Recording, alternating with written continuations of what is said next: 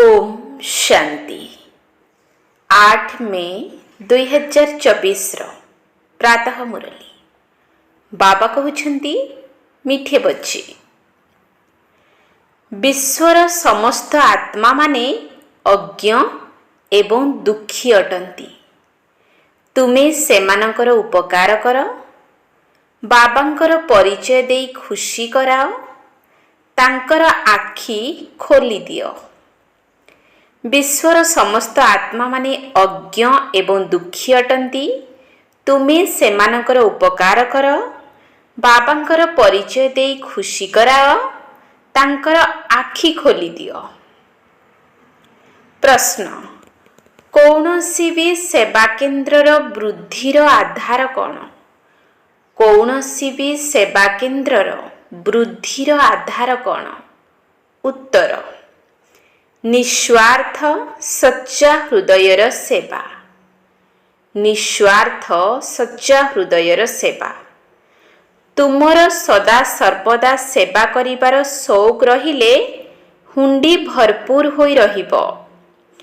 जेउठारे सेवा होई परिबो सेठारे व्यवस्था करिबा दरकार। काहाको भी मागिबा दरकार नाही। मागिबा अपेक्षा मरिबा भलो। स्वतः सबु किछि आसी जीवो।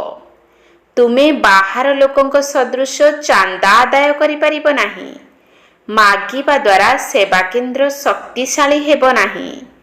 तेणु काहाको न मागी सेवा केन्द्र को मजबूत करो। ओम शांति। आत्मिक संतान माने ही बाबांक सम्मुखरे बसिछंती। जाहांकर बुद्धि रे ज्ञान रहिछि जे किपरि सृष्टिर आरंभरु ही आमे माने उपरु अर्थात परम धामरु एठाको आसुछु। जेपरि विष्णु अवतरणर नाटक देखाउछंती जे विष्णु किपरि पुष्पक विमान रे बसी तळको ओह्लाउछंती। एबे तुमे माने बुझी पारुछ जे अवतार इत्यादि जहा भी देखाउछंती ताहा सबु भूल। आमे आत्मा माने वास्तव रे केउ स्थानर निवासी अटु? किपरि उपरु अर्थात परम धामरु एठाको आसुछु? किपरि 84 जन्मर अभिनय करी पतित होई जाउछु? एबे पुणी बाबा आसी पवित्र कराउछंती। एकथा मध्य निश्चित भावरे तुम मानक बुद्धि रे रहिबा दरकार जे आमे 84 जन्मर चक्र किपरि लगाउछु। एकथा स्मृति रे रहिबा दरकार। बाबा बुझाउछंती तुमे माने किपरि 84 जन्म नेउछ? कल्पर आयुष्य को एते लंबा करि देइथिबा कारणरु एते सहज कथा को मध्य मनुष्य माने बुझी पारु नाहंती। सेथिपाई एहाको अंधविश्वास बोली कुहा जाई थाए। जहा भी अन्य धर्म सबु रहिछि से सबुर किपरि स्थापना हेउछि ताहा मध्य तुम मानक बुद्धि रे रहिछि। तुमे एकथा मध्य जानिछ जे आमे पुनर्जन्म नेई नेई अभिनय करी करी एबे शेष समय रे आसी पहुँचिछु। वर्तमान पुणी घर को फेरिबा को हेबो। एही ज्ञान केवल तुम मानक पाखरे अछि। दुनिया रे अन्य केही भी एही ज्ञान को जानि नाहंती। कुहा जाए 5000 वर्ष पूर्वरु भारत स्वर्ग थिला, परंतु ताहा कौन थिला एकथा जानि नाहंती। तेबे निश्चित भावरे आदि सनातन देवी देवता मानकर राज्य थिला, परंतु एकथा बिल्कुल केही भी जानि नाहंती। तुमे माने एबे बुझी पारुछ जे आमे मध्य पूर्वरु किछि जानि नथिलु।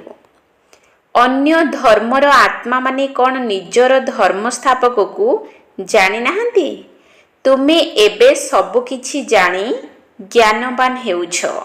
बाकी सारा दुनिया ए संबंध रे अनभिज्ञ। आमे केते बुद्धिवान थिलु, पुणी एबे बुद्धिहीन एवं अज्ञानी होई जाइछु। मनुष्य होई अथवा अभिनेता होई मध्य आमे एकथा जानि नथिलु। ज्ञानर प्रभाव देख किपरि। एही ज्ञान संबंध रे केवल तुमे माने ही जानुछ। तेणु ତେଣୁ ତୁମମାନଙ୍କ ଭିତରେ ଆନ୍ତରିକ ଖୁସି ରହିବା ଦରକାର।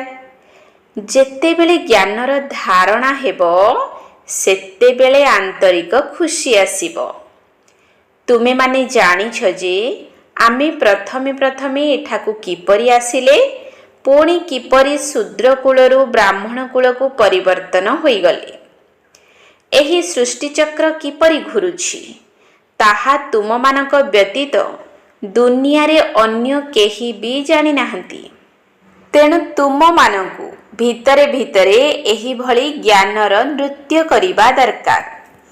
ବାବା ଆମକୁ କେତେ ଆଶ୍ଚର୍ଯ୍ୟଜନକ ଜ୍ଞାନ ଦେଉଛନ୍ତି, ଯେଉଁ ଜ୍ଞାନ ଆଧାରରେ ଆମେ ପୁଣି ନିଜର ସମ୍ପତ୍ତିକୁ ପାଇପାରୁଛୁ।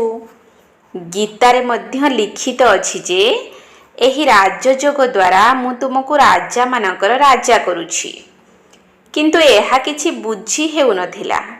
ବର୍ତ୍ତମାନ ତୁମର ବୁଦ୍ଧିରେ ସମସ୍ତ ରହସ୍ୟ ଆସିଯାଇଛି।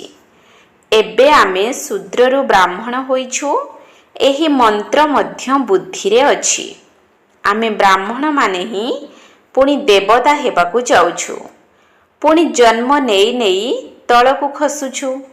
ପୁନର୍ଜନ୍ମ ନେଇ ଚକ୍ର ଲଗାଉଛୁ। ଏବେ ଏହି ଜ୍ଞାନ ତୁମମାନଙ୍କ ବୁଦ୍ଧିରେ ରହିଛି। ତେଣୁ ତୁମେମାନେ ଖୁସିରେ ରହିବା ଉଚିତ। ତେବେ ଏହି ଜ୍ଞାନ ଅନ୍ୟମାନଙ୍କୁ କିପରି ମିଳିବ? କେତେ ବିଚାର ଚାଲୁଛି, ସମସ୍ତଙ୍କୁ କିପରି ବାବାଙ୍କ ପରିଚୟ ଦିଆଯିବ। ତୁମେ ବ୍ରାହ୍ମଣମାନେ ଅନ୍ୟମାନଙ୍କର କେତେ ଉପକାର କରୁଛ। ବାବା ମଧ୍ୟ ଉପକାର କରୁଛନ୍ତି। ଯିଏ ସମ୍ପୂର୍ଣ୍ଣ ଅଜ୍ଞାନୀ ତାଙ୍କୁ ସଦା ସୁଖୀ କରୁଛ। ସେମାନଙ୍କର ଆଖି ଖୋଲୁଛ। ତେବେ ତୁମକୁ ଖୁସି ଲାଗୁଛି ନା? ଯେଉଁମାନଙ୍କର ସେବା କରିବାର ସଉକ ରହିଛି ସେମାନଙ୍କ ଭିତରେ ଏସବୁ କଥା ଆସିବା ଦରକାର ଏବଂ ବହୁତ ଖୁସି ମଧ୍ୟ ହେବା ଦରକାର। ଆମେ ଆତ୍ମାମାନେ କେଉଁ ସ୍ଥାନର ନିବାସୀ, ପୁଣି ଏଠାକୁ କିପରି ଅଭିନୟ କରିବା ପାଇଁ ଆସିଛୁ, କେତେ ଉଚ୍ଚ ଏବଂ ଶ୍ରେଷ୍ଠ ହେଉଛୁ, ପୁଣି କିପରି ଆମର ଅଧପତନ ହେଉଛି, ପୁଣି ରାବଣ ରାଜ୍ୟ କେବେଠାରୁ ଆରମ୍ଭ ହେଉଛି, ଏକଥା ଏବେ ତୁମମାନଙ୍କ ବୁଦ୍ଧିରେ ଆସିଯାଇଛି। ଭକ୍ତି ଏବଂ ଜ୍ଞାନ ଭିତରେ ରାତି ଦିନର ପାର୍ଥକ୍ୟ ରହିଛି। ଆରମ୍ଭରୁ ଭକ୍ତି କିଏ କରିଥିଲେ? ତୁମେ କହିବ ଯେ ଆମେ ଯେତେବେଳେ ପ୍ରଥମେ ଏଠାକୁ ଆସିଥିଲୁ ସେତେବେଳେ ଏଠାରେ ବହୁତ ସୁଖ ଥିଲା, ପୁଣି ଭକ୍ତି କରିବାରେ ଲାଗିଗଲୁ। ତେବେ ପୂଜ୍ୟ ଏବଂ ପୂଜାରୀ ମଧ୍ୟରେ ରାତି ଦିନର ପାର୍ଥକ୍ୟ ରହିଛି। ତୁମ ଭିତରେ ଏବେ କେତେ ଜ୍ଞାନ ରହିଛି, ତେଣୁ ଖୁସି ହେବା ଦରକାର। କିପରି ଆମେ 84 ଜନ୍ମର ଚକ୍ର ଲଗାଇଲୁ। କେଉଁଠି ଦେଖ କେବଳ 84 ଜନ୍ମ ଏବଂ ପୁଣି କେଉଁଠି 84 ଲକ୍ଷ ଜନ୍ମ। ଏତେ ଛୋଟ କଥା ମଧ୍ୟ କାହାର ବିଚାରରେ ଆସୁନାହିଁ।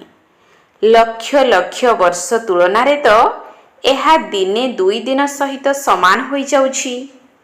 ଭଲ ଭଲ ସନ୍ତାନମାନଙ୍କ ବୁଦ୍ଧିରେ ଏହି ସୃଷ୍ଟିରୂପୀ ଚକ୍ରର ଜ୍ଞାନ ଘୂରିବାରେ ଲାଗିଛି। ସେଥିପାଇଁ କୁହାଯାଉଛି ସ୍ୱଦର୍ଶନ ଚକ୍ରଧାରୀ। ସତ୍ୟ ଯୁଗରେ ଏହି ଜ୍ଞାନ ରହିବ ନାହିଁ। ସ୍ୱର୍ଗର କେତେ ଗାୟନ ରହିଛି। ସେଠାରେ କେବଳ ଭାରତ ହିଁ ଥିଲା। ଯାହା ଥିଲା ତାହା ପୁଣି ହେବ। ବାହାରୁ କିଛି ଦେଖାଯାଉ ନାହିଁ, କିନ୍ତୁ ଏସବୁର ସାକ୍ଷାତକାର ହେଉଛି। ତୁମେମାନେ ଜାଣିଛ ଏହି ପୁରୁଣା ଦୁନିଆ ଏବେ ସମାପ୍ତ ହେବାକୁ ଯାଉଛି। ପୁଣି କ୍ରମାନୁସାରେ ଆମେ ନୂଆ ଦୁନିଆକୁ ଆସିବା। ଆତ୍ମାମାନେ କିପରି ଅଭିନୟ କରିବା ପାଇଁ ଏଠାକୁ ଆସିଥାନ୍ତି ସେକଥା ତୁମେମାନେ ଏବେ ବୁଝିଯାଇଛ। ଆତ୍ମାମାନେ ଏଭଳି କେବେ ବି ଉପରୁ ତଳକୁ ଆସନ୍ତି ନାହିଁ, ଯେପରି ନାଟକରେ ଦେଖାଇଥାନ୍ତି। ଆତ୍ମାକୁ ତ ଏହି ଆଖି ଦ୍ୱାରା କେହି ଦେଖିପାରିବେ ନାହିଁ। ଆତ୍ମା କିପରି ଆସିଥାଏ, ଛୋଟ ଶରୀରରେ କିପରି ପ୍ରବେଶ କରିଥାଏ, ଏହା ବହୁତ ଆଶ୍ଚର୍ଯ୍ୟଜନକ ଖେଳ। ଏହା ହେଉଛି ଈଶ୍ୱରୀୟ ପାଠପଢ଼ା। ଏସବୁ କଥାରେ ରାତିଦିନ ବିଚାର ଚାଲିବା ଦରକାର। ଆମେ ଥରେ ବୁଝିଗଲେ, ଯେପରିକି ଦେଖିନେଲେ, ତାପରେ ପୁଣି ବର୍ଣ୍ଣନା ମଧ୍ୟ କରିପାରିବା। ପୂର୍ବରୁ ଯାଦୁକରମାନେ ବହୁତ ଜିନିଷ ବାହାର କରି ଦେଖାଉଥିଲେ, ତେବେ ବାବାଙ୍କୁ ମଧ୍ୟ ଯାଦୁକର, ସୌଦାଗର, ରତ୍ନାକର କୁହାଯାଏ। ଏହି ସବୁ ଜ୍ଞାନ ଆତ୍ମାରେ ହିଁ ରହିଥାଏ। ତେଣୁ ଆତ୍ମା ହିଁ ଜ୍ଞାନର ସାଗର ଅଟେ। ଯଦିଓ କୁହାଯାଏ ପରମାତ୍ମା ହେଉଛନ୍ତି ଜ୍ଞାନର ସାଗର, କିନ୍ତୁ ସେ କିଏ? ତାଙ୍କୁ କାହିଁକି ଯାଦୁକର କୁହାଯାଉଛି? ଏକଥା କାହାକୁ ବି ଜଣା ନାହିଁ। ଆଗରୁ ତୁମେମାନେ ମଧ୍ୟ ବୁଝିପାରୁନଥିଲ। ଏବେ ବାବା ଆସି ତୁମମାନଙ୍କୁ ଦେବତା କରୁଛନ୍ତି। ତେଣୁ କେତେ ଆନ୍ତରିକ ଖୁସିରେ ରହିବା ଦରକାର। ଏକମାତ୍ର ବାବା ହିଁ ଜ୍ଞାନର ସାଗର ଅଟନ୍ତି, ଯିଏକି ଆମକୁ ରାଜଯୋଗର ପାଠ ପଢ଼ାଉଛନ୍ତି। ଏକଥା କେବଳ ତୁମେ ସନ୍ତାନମାନେ ହିଁ ଜାଣିଛ। ଏହି ସବୁ କଥାକୁ ଦିନ ରାତି ସ୍ମରଣ କରିବା ଉଚିତ। ଏହି ବେହଦ ନାଟକର ଜ୍ଞାନ ଏକମାତ୍ର ବାବା ହିଁ ଶୁଣାଇ ପାରିବେ, ଆଉ କେହି ଶୁଣାଇ ପାରିବେ ନାହିଁ। ବାବା କ'ଣ ଏହି ସୃଷ୍ଟିକୁ ଦେଖିଛନ୍ତି କି? କିନ୍ତୁ ତାଙ୍କ ଭିତରେ ସୃଷ୍ଟିର ସମସ୍ତ ଜ୍ଞାନ ରହିଛି। ବାବା କହୁଛନ୍ତି ସତ୍ୟଯୁଗ ତ୍ରେତା ଯୁଗରେ ତ ମୁଁ ଆସୁନାହିଁ, କିନ୍ତୁ ସବୁର ଜ୍ଞାନ ଶୁଣାଉଛି। ଆଶ୍ଚର୍ଯ୍ୟ ଲାଗୁଛି ନା? ଯିଏ କେବେ ଅଭିନୟ କରିନାହାନ୍ତି ସେ କିପରି ଏସବୁର ଜ୍ଞାନ ଶୁଣାଉଛନ୍ତି? ବାବା କହୁଛନ୍ତି ମୁଁ କିଛି ବି ଦେଖୁନାହିଁ, ମୁଁ ସତ୍ୟ ତ୍ରେତା ଯୁଗରେ ଆସୁନାହିଁ, କିନ୍ତୁ ମୋ ଭିତରେ ଏତେ ଭଲ ଜ୍ଞାନ ଅଛି ଯାହାକି ପ୍ରତି କଳ୍ପରେ ଆସି ମୁଁ ତୁମମାନଙ୍କୁ ଶୁଣାଉଛି। ତୁମେ ଏଠାରେ ଅଭିନୟ କରିଛ, କିନ୍ତୁ କିଛି ଜାଣିନାହଁ। ଯିଏ ଅଭିନୟ କରୁନାହାନ୍ତି ସିଏ ସବୁ କିଛି ଶୁଣାଉଛନ୍ତି। କେତେ ଆଶ୍ଚର୍ଯ୍ୟର କଥା ନା? ଆମେ ସମସ୍ତେ ଅଭିନେତା। ଆମେ କିଛି ବି ଜାଣିନାହୁଁ, କିନ୍ତୁ ବାବାଙ୍କ ପାଖରେ କେତେ ଜ୍ଞାନ ରହିଛି।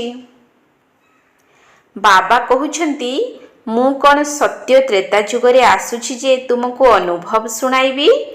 ଡ୍ରାମା ଅନୁସାରେ କିଛି ନ ଦେଖି, କିଛି ଅନୁଭବ ନ କରି ମଧ୍ୟ ଡ୍ରାମାର ସମସ୍ତ ଜ୍ଞାନ ଦେଉଛନ୍ତି। କେତେ ଆଶ୍ଚର୍ଯ୍ୟର କଥା ନା? ମୁଁ ଅଭିନୟ କରିବାକୁ ଆସୁନାହିଁ, କିନ୍ତୁ ତୁମକୁ ଡ୍ରାମାର ସମସ୍ତ ଅଭିନୟ ସମ୍ବନ୍ଧରେ ବୁଝାଉଛି। ସେଥିପାଇଁ ମୋତେ ଜ୍ଞାନର ସାଗର କୁହାଯାଏ। ତେଣୁ ବାବା କହୁଛନ୍ତି ମଧୁର ସନ୍ତାନଗଣ, ଯଦି ନିଜର ଉନ୍ନତି କରିବାକୁ ଚାହୁଁଛ ତେବେ ନିଜକୁ ଆତ୍ମା ମନେ କର। ଏହା ହେଉଛି ଏକ ଖେଳ। ତୁମେମାନେ ଏବେ ପୁନର୍ବାର ସେହି ଖେଳ ଖେଳିବ। ଦେବୀ ଦେବତା ହେବ, ପୁଣି ଚକ୍ର ଲଗାଇ ଶେଷରେ ମନୁଷ୍ୟ ହେବ। ଆଶ୍ଚର୍ଯ୍ୟ ହେବା କଥା ଯେ ବାବାଙ୍କ ଭିତରେ ଏହି ଜ୍ଞାନ କେଉଁଠାରୁ ଆସିଲା? ତାଙ୍କର ତ କେହି ଗୁରୁ ନାହାନ୍ତି। ଡ୍ରାମା ଅନୁସାରେ ପ୍ରଥମରୁ ହିଁ ତାଙ୍କର ଏହି ଅଭିନୟ କରିବା ନିର୍ଦ୍ଧାର୍ଯ୍ୟ ହୋଇ ରହିଛି। ଏହାକୁ କୁଦରତ ଅର୍ଥାତ୍ ପ୍ରାକୃତିକ କୁହାଯିବ। ଏଥିରେ ପ୍ରତ୍ୟେକ କଥା ଆଶ୍ଚର୍ଯ୍ୟଜନକ। ତେଣୁ ବାବା ଆସି ନୂଆ ନୂଆ କଥା ବୁଝାଉଛନ୍ତି। ତେବେ ଏଭଳି ବାବାଙ୍କୁ କେତେ ମନେ ପକାଇବା ଦରକାର। 84 ଜନ୍ମର ଚକ୍ରକୁ ମଧ୍ୟ ମନେ ପକାଇବା ଦରକାର। ଏହି ଡ୍ରାମାର ରହସ୍ୟକୁ ମଧ୍ୟ ବାବା ବୁଝାଉଛନ୍ତି। ବିରାଟ ରୂପର ଚିତ୍ର ମଧ୍ୟ କେତେ ଭଲ। ଯିଏ ଲକ୍ଷ୍ମୀ ନାରାୟଣ ଅଥବା ବିଷ୍ଣୁଙ୍କର ଚିତ୍ର ତିଆରି କରୁଛନ୍ତି, ସେହିମାନେ ଦେଖାଉଛନ୍ତି ଆମେ କିପରି 84 ଜନ୍ମର ଚକ୍ରରେ ଆସୁଛୁ। ଆମେ ହିଁ ଦେବତା, କ୍ଷତ୍ରିୟ, ବୈଶ୍ୟ, ପୁଣି ଶୂଦ୍ର ହେଉଛୁ। ଏକଥା ସ୍ମରଣ କରିବାରେ କ'ଣ କିଛି କଷ୍ଟ ଅଛି କି? ବାବା ହିଁ ଜ୍ଞାନର ସାଗର। ସିଏ ନା କାହାଠାରୁ ପଢ଼ିଛନ୍ତି, ନା ଶାସ୍ତ୍ର ଇତ୍ୟାଦି ପଢ଼ିଛନ୍ତି।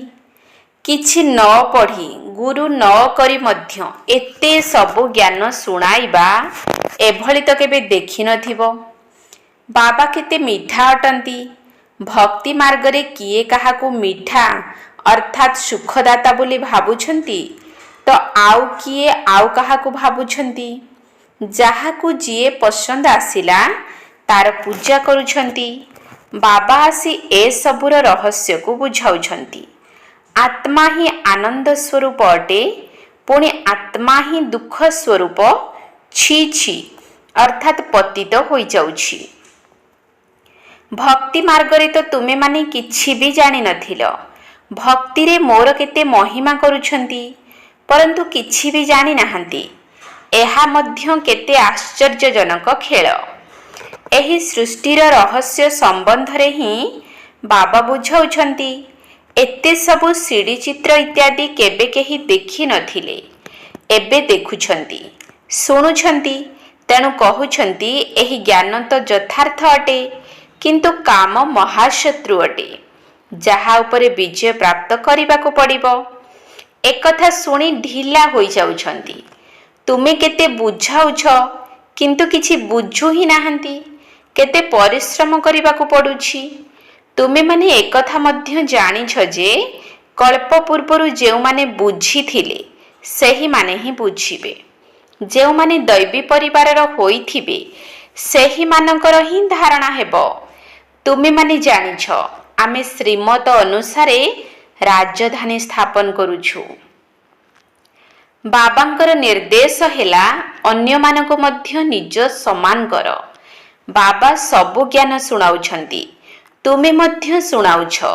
ତେବେ ନିଶ୍ଚିତ ଭାବରେ ଶିବ ବାବାଙ୍କର ରଥ ମଧ୍ୟ ଶୁଣାଇ ପାରିବେ, ପରନ୍ତୁ ସିଏ ନିଜକୁ ଗୁପ୍ତ ରଖି ଦେଉଛନ୍ତି। କହୁଛନ୍ତି ତୁମେ ଶିବ ବାବାଙ୍କୁ ମନେ ପକାଅ।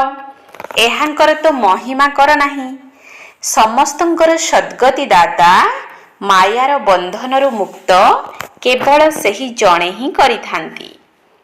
ବାବା କିପରି ଆସି ତୁମକୁ ବୁଝାଉଛନ୍ତି, ଏକଥା ତୁମମାନଙ୍କ ବ୍ୟତୀତ ଆଉ କେହି ବି ଜାଣିନାହାନ୍ତି। ମନୁଷ୍ୟ ଏକଥା ମଧ୍ୟ ଜାଣିନାହାନ୍ତି ଯେ ରାବଣ କି ଜିନିଷ। ପ୍ରତିବର୍ଷ ରାବଣ ପୋଡ଼ି କରୁଛନ୍ତି। ତେବେ କୁଶ ପୁତଳିକା ତ ଶତ୍ରୁର ତିଆରି କରାଯାଇଥାଏ। ତୁମକୁ ଏବେ ଜଣା ପଡ଼ିଲା ଯେ ରାବଣ ହିଁ ହେଉଛି ଭାରତର ଶତ୍ରୁ, ଯିଏକି ଭାରତକୁ ବହୁତ ଦୁଃଖୀ କାଙ୍ଗାଳ କରିଦେଇଛି। ସମସ୍ତେ ପାଞ୍ଚ ବିକାର ରୂପୀ ରାବଣର କବଳରେ କବଳିତ ହୋଇଯାଇଛନ୍ତି। ଏବେ ପିଲାମାନଙ୍କ ଭିତରେ ଏହି ବିଚାର ଆସିବା ଦରକାର ଯେ କିପରି ଅନ୍ୟମାନଙ୍କୁ ମଧ୍ୟ ରାବଣର ବନ୍ଧନରୁ ମୁକ୍ତ କରିବୁ। ଯଦି ସେବା ହୋଇପାରିବ, ତେବେ ସେବାର ଆୟୋଜନ କରିବା ଉଚିତ। ସ୍ୱଚ୍ଛ ହୃଦୟ ଏବଂ ନିଃସ୍ୱାର୍ଥ ଭାବରେ ସେବା କରିବାକୁ ହେବ। ବାବା କହୁଛନ୍ତି, ଏହି ପିଲାମାନଙ୍କର ଭଣ୍ଡାର ମୁଁ ଭରପୁର କରିଥାଏ। ଏହା ମଧ୍ୟ ଡ୍ରାମାରେ ନିର୍ଦ୍ଧାର୍ଯ୍ୟ ରହିଛି। ସେବାର ଯଦି ଭଲ ସୁଯୋଗ ମିଳୁଛି, ତେବେ ପଚାରିବାର ଆବଶ୍ୟକତା ନାହିଁ। ବାବା କହିଦେଇଛନ୍ତି, ତୁମେ ସେବା କରିଚାଲ। କାହାଠାରୁ କିଛି ମାଗିବା ଉଚିତ ନୁହେଁ। ମାଗିବା ଅପେକ୍ଷା ମରିଯିବା ଭଲ। ତୁମ ପାଖକୁ ସ୍ୱତଃ ସବୁ କିଛି ଆସିଯିବ। ମାଗିଲେ ସେବାକେନ୍ଦ୍ର ଏତେ ମଜବୁତ ହେବ ନାହିଁ। ନ ମାଗି ସେବାକେନ୍ଦ୍ରକୁ ଶକ୍ତିଶାଳୀ କର। ସବୁ କିଛି ସ୍ୱତଃ ଆସିବାରେ ଲାଗିବ ଏବଂ ସେଥିରେ ଶକ୍ତି ମଧ୍ୟ ରହିବ। ଯେପରି ଦୁନିଆରେ ଚାନ୍ଦା ଏକାଠି କରୁଛନ୍ତି, ସେପରି ତୁମକୁ କରିବାର ନାହିଁ। ମନୁଷ୍ୟକୁ କେବେ ବି ଭଗବାନ କୁହାଯାଇପାରିବ ନାହିଁ। ଜ୍ଞାନ ହେଉଛି ବୀଜ। ବୀଜ ରୂପ ବାବା ଆସି ତୁମକୁ ଜ୍ଞାନ ଦେଉଛନ୍ତି ଏବଂ ସେହି ବୀଜ ହିଁ ହେଉଛନ୍ତି ନଲେଜଫୁଲ। ସେହି ଜଡ଼ ବୀଜ ତ ବର୍ଣ୍ଣନା କରିପାରିବ ନାହିଁ। ତୁମେମାନେ ବର୍ଣ୍ଣନା କରୁଛ, ତେବେ ସବୁ କଥାକୁ ତୁମେମାନେ ବୁଝିପାରିବ। ଏହି ବେହଦ୍ର ବୃକ୍ଷକୁ କେହି ବୁଝିପାରନ୍ତି ନାହିଁ। ତୁମେ ଅନନ୍ୟ ସନ୍ତାନମାନେ ମଧ୍ୟ କ୍ରମାନୁସାରେ ଜାଣୁଛ। ବାବା ବୁଝାଉଛନ୍ତି, ମାୟା ମଧ୍ୟ ଶକ୍ତିଶାଳୀ ଅଟେ। ତେଣୁ ଏଠାରେ କିଛି ସହନ ମଧ୍ୟ କରିବାକୁ ପଡ଼ୁଛି। ବିକାର ମଧ୍ୟ କେତେ ଶକ୍ତିଶାଳୀ। ଭଲ ଭଲ ସେବାଧାରୀମାନଙ୍କୁ ମଧ୍ୟ ଜ୍ଞାନ ମାର୍ଗରେ ଚାଲୁ ଚାଲୁ ମାୟା ଏଭଳି ଚାପୁଡ଼ା ମାରି ଦେଉଛି ଯେ କହୁଛନ୍ତି ଆମେ ପତିତ ହୋଇଗଲୁ। ସିଡ଼ି ଉପରୁ ଚଢ଼ୁ ଚଢ଼ୁ ତଳକୁ ଖସି ଯାଉଛନ୍ତି। ତେବେ ଜମାର ଖାତା ସମ୍ପୂର୍ଣ୍ଣ ଖାଲି ହୋଇଯାଉଛି। ଏମାନଙ୍କୁ ଦଣ୍ଡ ତ ନିଶ୍ଚୟ ମିଳିବା ଦରକାର। ବାବାଙ୍କ ପାଖରେ ପ୍ରତିଜ୍ଞା କରୁଛନ୍ତି। କେତେକ ରକ୍ତରେ ମଧ୍ୟ ପ୍ରତିଜ୍ଞାପତ୍ର ଲେଖିଦେଇଥିଲେ, କିନ୍ତୁ ସେମାନେ ଆଜି ନାହାନ୍ତି। ବାବା ପକ୍କା କରିବା ପାଇଁ ଦେଖିଥାନ୍ତି ଯେ ଏତେ ଉପାୟ କରି ମଧ୍ୟ ପୁଣି ପୁରୁଣା ଦୁନିଆ ଆଡ଼କୁ ଚାଲି ଯାଉଛନ୍ତି। ବାବା କେତେ ସହଜ କରି ବୁଝାଉଛନ୍ତି। କିନ୍ତୁ ଅଭିନେତାମାନଙ୍କୁ ନିଜର ଅଭିନୟର ମଧ୍ୟ ସ୍ମରଣ ରହିବା ଉଚିତ। ନିଜର ଅଭିନୟକୁ କେହି କ'ଣ କେବେ ଭୁଲି ପାରିବ? ବାବା ତ ପ୍ରତ୍ୟେକ ଦିନ ଭିନ୍ନ ଭିନ୍ନ ଶୈଳୀରେ ବୁଝାଉଛନ୍ତି। ତୁମେମାନେ ମଧ୍ୟ ଅନ୍ୟମାନଙ୍କୁ ବୁଝାଉଛ। ତେଣୁ ସେମାନେ କହୁଛନ୍ତି ଆମେ ବାବାଙ୍କ ସମ୍ମୁଖକୁ ଯିବୁ। ସବୁଠାରୁ ଆଶ୍ଚର୍ଯ୍ୟର କଥା ହେଲା ବାବା ପ୍ରତ୍ୟେକ ଦିନ ମୁରଲୀ ଶୁଣାଉଛନ୍ତି, କିନ୍ତୁ ସିଏ ତ ନିରାକାର। କହୁଛନ୍ତି ତାଙ୍କର ନାମ, ରୂପ, ଦେଶ, କାଳ ତ ନାହିଁ, ପୁଣି ମୁରଲୀ କିପରି ଶୁଣାଇବେ? ଆଶ୍ଚର୍ଯ୍ୟ ହେଉଛନ୍ତି, ପୁଣି ପକ୍କା ହୋଇ ଆସୁଛନ୍ତି।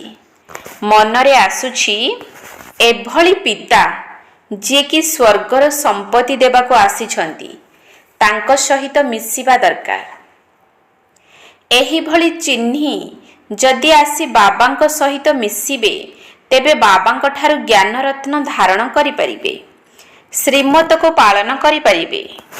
ଆଚ୍ଛା, ମିଠା ମିଠା ଶିକିଲଧେ ସନ୍ତାନମାନଙ୍କ ପ୍ରତି ମାତା ପିତା ବାପଦାଦାଙ୍କର ମଧୁର ସ୍ନେହଭରା ସ୍ମୃତି ଏବଂ ସୁପ୍ରଭାତ। ଆତ୍ମିକ ପିତାଙ୍କର ଆତ୍ମିକ ସନ୍ତାନମାନଙ୍କୁ ନମସ୍ତେ। ଆତ୍ମିକ ସନ୍ତାନମାନଙ୍କର ଆତ୍ମିକ ବାପଦାଦାଙ୍କୁ ନମସ୍ତେ ନମସ୍ତେ ନମସ୍ତେ।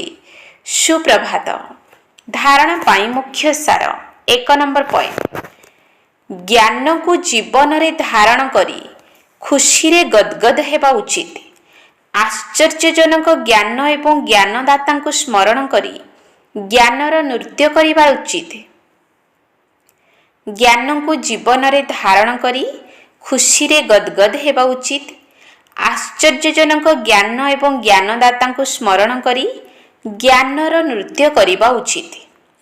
2 ନମ୍ବର ପଏଣ୍ଟ, ନିଜର ପାଠକୁ ହିଁ ସ୍ମରଣ କରିବାକୁ ହେବ, ଅନ୍ୟ କାହାର ପାଠକୁ ଦେଖିବାର ନାହିଁ। ମାୟା ବହୁତ ଶକ୍ତିଶାଳୀ, ସେଥିପାଇଁ ସାବଧାନ ରହିବାକୁ ହେବ। ନିଜର ଉନ୍ନତିରେ ଲାଗି ରୁହ, ସେବାର ସଉକ ରଖ। ନିଜର ପାଠକୁ ହିଁ ସ୍ମରଣ କରିବାକୁ ହେବ, ଅନ୍ୟ କାହାର ପାଠକୁ ଦେଖିବାର ନାହିଁ।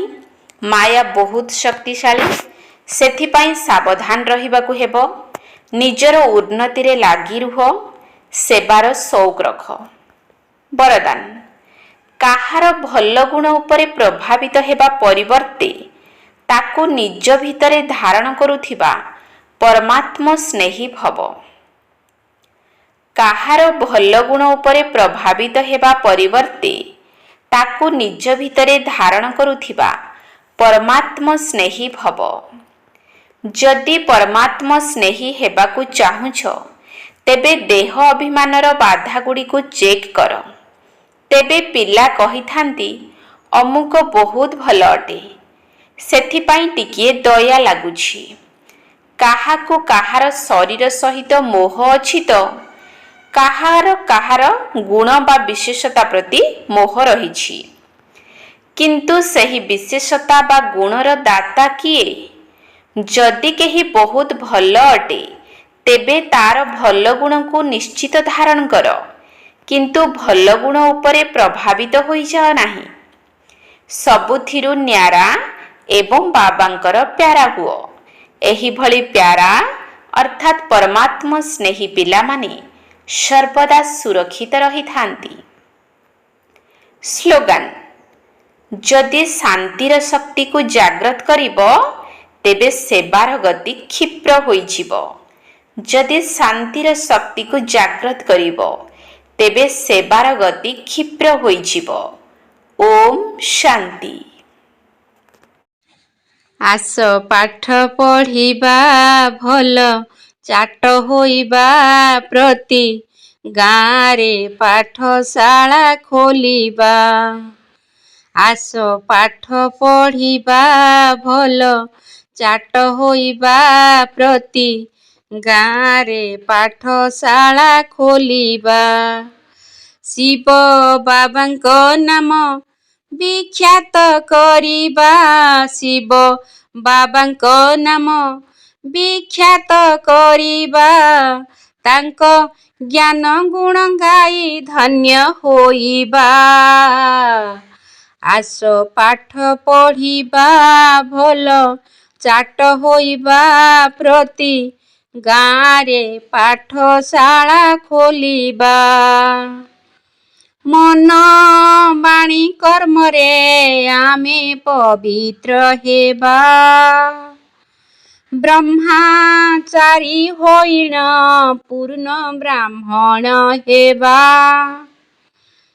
ମନ ବାଣୀ କର୍ମରେ ଆମେ ପବିତ୍ର ହେବା।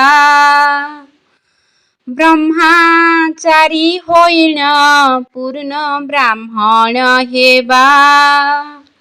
ସୁଧର୍ଣ୍ଣ ଭୋଜନରେ ମତି ରଖିବା।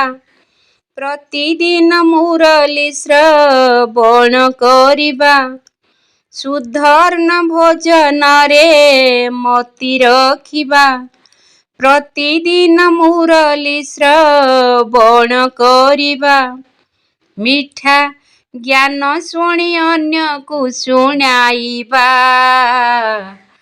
ଆସ ପାଠ ପଢ଼ିବା ଭଲ ଚାଟ ହୋଇବା ପ୍ରତି ଗାଁରେ ପାଠଶାଳା ଖୋଲିବା। ରହିବା ସ୍ମୃତିରେ ରାବଣକୁ ଜିତିବା। ମହାବୀର ହୋଇଣ ଆମେ ସ୍ୱର୍ଗକୁ ଯିବା। ରହିବା ସ୍ମୃତିରେ ରାବଣକୁ ଜିତିବା। ମହାବୀର ହୋଇଣ ଆମେ ସ୍ୱର୍ଗକୁ ଯିବା। ପରିଚୟ ହେଉ ଆମ ଶିବ ସନ୍ତାନ। ଆମକୁ ଜାଣିବେ ସର୍ବେ ଜଗତ ଜନ। ପରିଚୟ ହେଉ ଆମ ଶିବ ସନ୍ତାନ। ଆମକୁ ଜାଣିବେ ସର୍ବେ ଜଗତ ଜନ। ଶିବ ଧ୍ୱଜା ଘରେ ଘରେ ଉଡ଼ାଇବା।